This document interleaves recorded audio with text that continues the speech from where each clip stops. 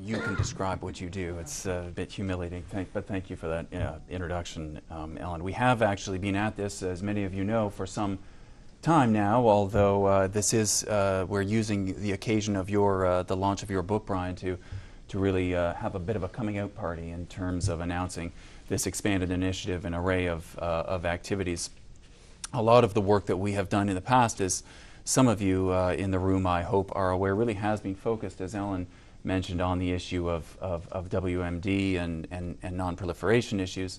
But, and indeed, this will be the focus of the discussion we have today, but just set it into a little bit broader context. We are now at a point where we are trying to take some of the lessons that we have learned over the course of the past six or 7 years to expand into other areas, be it the trafficking in conventional weapons, human trafficking, drug trafficking, and an array of other transnational issues that we believe really do share some common elements. The most obvious being, of course, it's bad stuff moving across borders. And it's our contention that we have, as governments, as private industry, even as international organizations and even private individuals, which are becoming increasingly important on the international scene, obviously, we've erected these artificial barriers to how we address these various challenges. So whether it is working on a bureau that works on human trafficking that does not communicate with the bureau that's working on drug trafficking, which does not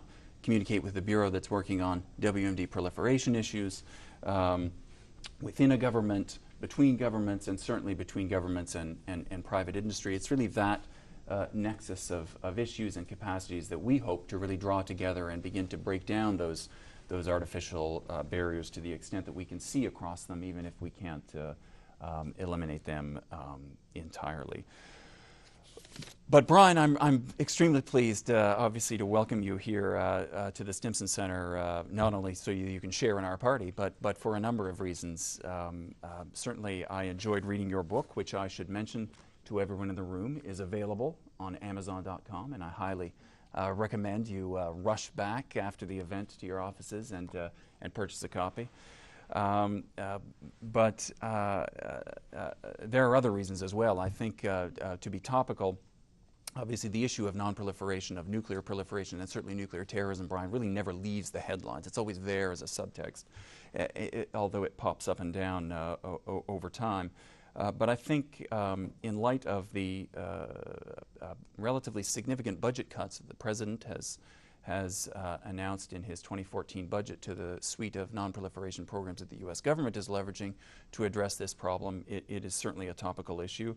Certainly questions over the safety and security, the command and control of the stocks of chemical weapons in Syria that Ellen mentioned makes this book, I think, and this subject today a topical one. But the real reason, I think the overarching reason that I'm so pleased to have you here at Stimson is that because in the sea of hyperventilation here in Washington, that is certainly not unique, I think, to the field of terrorism studies, but we've certainly cornered the market on it to some extent and perfected it. Brian Jenkins really has been throughout his career a cool head and an impassioned observer and an academic on this issue, working closely with government and others in the NGO community. And I've benefited for many years, Brian, from your good work, and so it's a pleasure to welcome you here to launch this book. I think you'll agree that the nuclear non-proliferation narrative today really revolves around the potential threat posed by nuclear-armed terrorists. Obviously, the question of Iran, of other countries that potentially could be seeking to develop a nuclear weapon remains in the news. But it really, this nuclear terrorism issue is the one that has been described by now successive presidents as the greatest threat that our country faces. And I know that you have some very strong feelings on that, which I'd like to get into, but suffice to say that I think by the end of the Cold War, the industry that grew up around nuclear terrorism really became, in many ways, a self-licking ice cream cone, a self-propagating industry in and of itself that after the 9/11 terrorist attacks really became, for many in government and for many of us outside of government, almost a national obsession. To date, there have been, since the end of the Cold War and certainly since 9/11, billions of dollars have been expended by the U.S. government across a broad array of agencies, the Department of Defense, the Department of Energy, the State Department, to control and get our arms around a whole suite of nuclear, chemical, biological, and radiological threats that we are told are out there, and I think that you describe both in this book as well as in previous books. As a result of those programs, though, we've had remarkable successes. Thousands of Russian warheads have been destroyed, thousands of weapon scientists have been engaged, tons of chemical agents, biological agents and pathogens have been eliminated, foreign borders have been secured, and so on and so forth, obviously promoting not only U.S. national security but international security as well. But even still, I think official Washington continues, despite those successes, to display a grave concern over the probability of a WMD incident, and particularly one involving terrorist acquisition of a nuclear, chemical, or a biological weapon.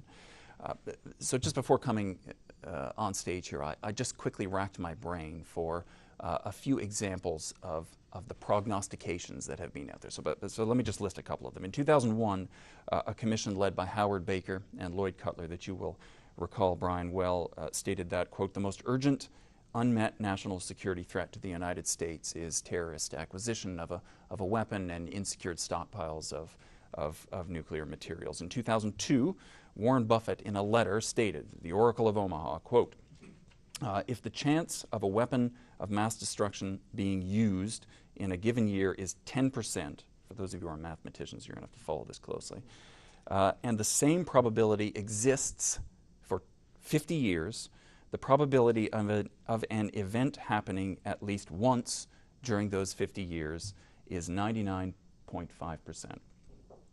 In 2008, the Graham Talent Commission stated that there is a better than even chance of a weapon of mass destruction incident involving terrorists occurring somewhere in the world before the end of 2013. A better than even chance before the end of 2013. And in 2011, the then Assistant Director of the FBI stated that the notion of probabilities in this field are really moot, because there is a 100% probability that a terrorist will use a weapon of mass destruction. So as I look back on this, Brian, and as I survey the record of Washington in predicting a WMD incident, it's clear to me that we ain't very good at predicting when a WMD terrorist incident will occur. And it got me thinking a little bit more deeply. A lot of our work really has crossed this divide between the role of private industry and the role of governments in addressing these big transnational challenges, including the challenge of WMD proliferation. And when insurance companies assess the probability of an incident, any incident, it is for them a very serious and certainly a very precise business, because it means the difference between profit and loss for the company. And so whether it's an earthquake, whether it's a hurricane, a tornado, a fire, or my driving habits, they have developed very sophisticated models to predict future incidents based upon historical track records. So, of course, as we talk to the insurance industry on this particular issue, underwriting a WMD terrorist event whose implications are extremely significant and could run into the hundreds of billions of dollars, it's a very different and a very serious business, clearly. The question for them that they pose to us is, how do you predict what is essentially an unpredictable event, and one in which there is essentially or rather very few hard precedents? The insurance industry, I know, struggles mightily with this question, even if I think we here in Washington are occasionally rather loose with our own predictions, and that is what I think makes your book that you have released such a useful exercise. It really begins to paint, an admittedly scant historical record of incidents that could ultimately lead to these unconventional incidents of proliferation, really focusing, I think, as much on the demand side as it does on the supply side, and looking at various pathways to terrorist acquisition of a weapon. So I commend you for that. So that is my rationale for you writing the book. So maybe we could hear from you in terms of what your rationale was for this particular piece of scholarship. Well, you know, you mentioned, by the way, we're both named Brian, so we're going to call each other Brian.